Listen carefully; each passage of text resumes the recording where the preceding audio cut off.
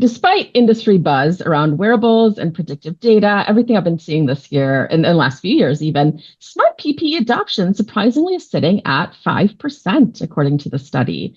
Do you think the low number is due to budget restrictions, a lack of options, or are safety professionals who are trying to implement these type of things do they not understand how data is being used to prevent injuries? So what do you think the issue is? Can I just answer yes? I think it's a mix of all the above.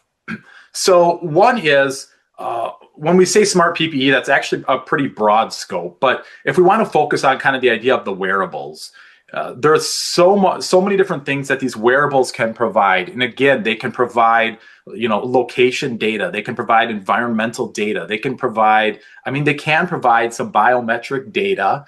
Okay, now that's where we start to get a little hairy. People, we go to the next one about privacy and things like that. But one thing I want to throw out there is we all carry phones in our pockets. And those phones, we wear watches, fitness watches, different things like that.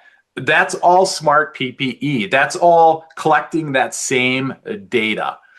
But the hesitancy then is when we get into the workplace.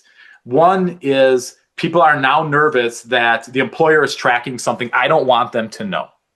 So that's number one. There is that hesitancy. So if an employer comes in and says, hey, we want to implement this smart wearable technology, they're probably going to get some feedback from the employee base saying, well, wait a second here. We need to better understand, what that back and forth is, what data are you actually getting? And what are you tracking? What are you recording?